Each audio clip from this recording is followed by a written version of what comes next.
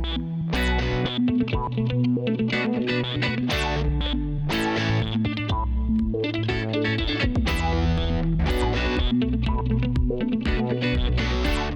my name is Tito, Professor Certified Master Technician. Today we will be replacing a defective thermostat. To replace the thermostat, first we will want to unmount the thermostat bracket and thermostat from the bracket, removing these two screws.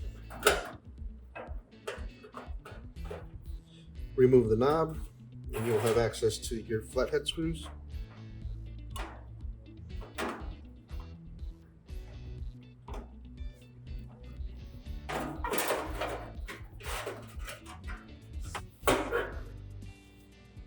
After your thermostat has been unmounted, you'll want to locate the capillary and the temperature sensing bulb and where they go into the fryer tube.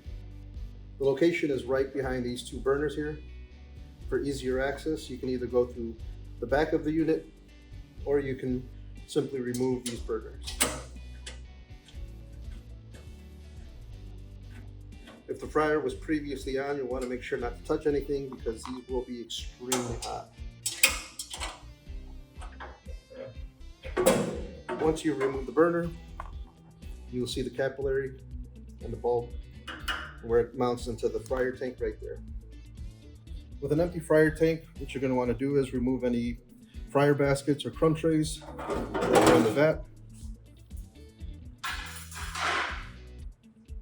Locate your temperature sensing bulbs and remove the hardware that mounts that bracket in place. This will allow the bulb to be ran down to where the capillary mounts below the fryer vessel. After locating your capillary and where it mounts onto the fryer tank, you're going to want to loosen the stuffing box and then run the capillary back down through.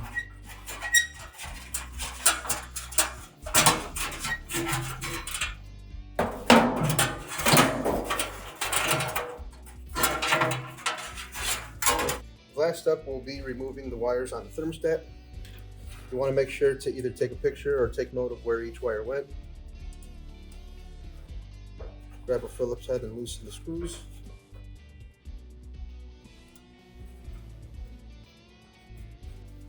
And then at this point, you will get your new thermostat and start mounting it. So for your next step, what you're going to want to do is remount your wires and make sure that you're nice and tight.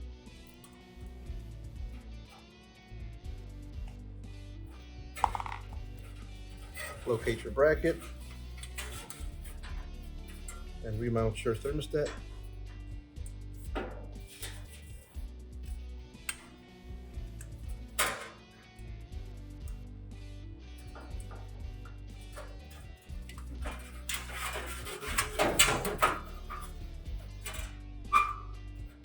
You'll want to make sure your capillary is running to the back where you will mount it onto the fryer tank,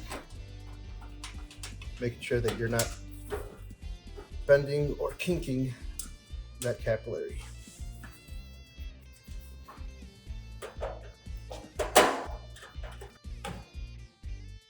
Next, we'll want to run the temperature sensing bulb and capillary through the mounting hole at the bottom of the fryer tank, making sure not to force anything or kink the capillary.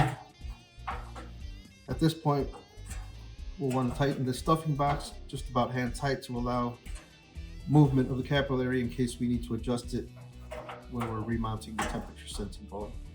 At this point, we'll want to mount the temperature sensing bulb, making sure to put your high limit sensing bulb where it was previously at. You'll want to do a quick bend to your capillary to allow the sensing bulb to sit properly, making sure that your capillary does not touch the heat exchanger, just to allow that sensor to detect proper temperature.